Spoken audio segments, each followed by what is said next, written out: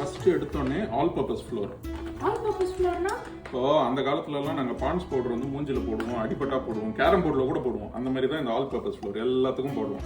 அப்புறம் இதில் ஹாட் வாட்டரை போட்டு நல்லா சப்பாத்தி மாவு மாதிரி பிசைஞ்சு நெக்ஸ்ட்டு அப்பா இப்போ எதுக்கு பேக்ரவுண்ட்ல 7ஆம் அறிவு மியூசிக் ஓடிட்டு இருக்கு? அந்த படத்தில் எப்படி சூர்யா தமிழ்நாட்டிலேருந்து சைனா போவாரோ அந்த மாதிரி நம்மளும் ஒரு தமிழ் ஸ்டைலில் ஒரு சைனீஸ் டிஷ் ட்ரை பண்ணுறோம்ல. அந்த படம் மாதிரி இந்த டிஷ் ஊற்றிக்காம இருந்தா சரி. அப்புறம் இந்த மாவை நல்லா ஸ்ட்ரெச் பண்ணி இந்த மாதிரி ஆக்கிடணும். அவ்வளோதான். அப்புறம் இதை குட்டி குட்டி பீஸாக இப்போ கட் பண்ணிக்கணும்.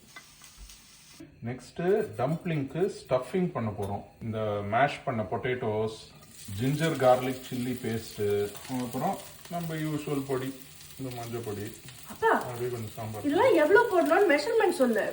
அளந்து போடுறவன் குக்கு, அளக்காம போடுறதுல தான் kick. Best of luck. Thank you.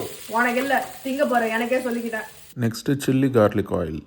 First இந்த எள்ளை நல்லா ஃப்ரை பண்ணிட்டு அதில் கொஞ்சம் எண்ணெயை ஊற்றணும். அப்பா இவ்ளோ எண்ணெயா? எள்ளுனா எண்ணெயா இருக்கணும், கேள்விப்பட்டதில்ல. அதுக்கப்புறம் இந்த கட் பண்ணி வச்ச கார்லிக்கை அதில் போடணும். என்னப்பா என்ன பொங்குது? அது பால் காய்ச்சற பாத்திரம்ல, அதனால தான் எண்ணெய் பொங்குதுன்னு நினைக்கிறேன். அப்புறம் இந்த கார்லிக்ல கொஞ்சம் சில்லி பவுடர் போட்டு நல்லா மிக்ஸ் பண்ணணும். அப்பா இந்த கலரை பார்த்தாலே சைனீஸ் நியூ இயர் கொண்டாடுற கலர்ல இருக்கு. பாடி நியூ இயர் வரைக்கும் தாங்குமா?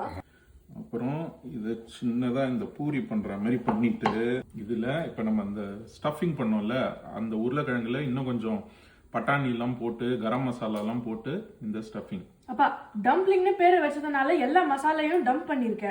அப்புறம் கொஞ்சம் தண்ணி தொட்டு ஒட்டிடணும். ஏன் தண்ணியை தொட்டு ஓட்டுற? நான் வழக்கமே எச்ச தொட்டு தான் ஒட்டுவேன். அப்புறம் இன்னைக்கு எல்லாரும் சாப்பிடணுமேன்றதுனால இன்னைக்கு தண்ணி வச்சு ஓட்டுறேன். அப்பா மோமோக்கும் டம்ப்ளிங்க்கும் என்ன டிஃபரன்ஸ்? எல்லா மோமோவும் டம்ப்ளிங்கா இருக்கலாம், பட் எல்லா டம்ப்ளிங்கும் மோமோவா இருக்காது. இது மாதிரிலாம் சாப்பிடுற மாதிரி இருக்குமா? நெக்ஸ்ட் இந்த டம்ப்ளிங்கை குக்கர்ல வேக வைக்கணும். வேக வைக்கணுமா? அப்பா இது டம்ப்ளிங்கும் இல்ல மோமோவும் இல்ல, கொழுக்கட்டை. Steamed dumpling ready.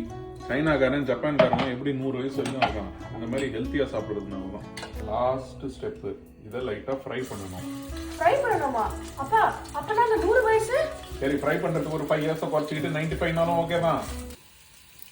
அப்பா உள்ள பொட்டேட்டோ வச்சு ஃப்ரை பண்றத பார்த்தா இது டம்ப்ளிங் இல்ல சமோசா. டம்ப்ளிங் பாதி சமோசா பாதி கலந்து செய்த கலவை இது. உள்ளே சமோசா வெளியே டம்ப்ளிங், விளங்க முடியாத ஐட்டம் இது.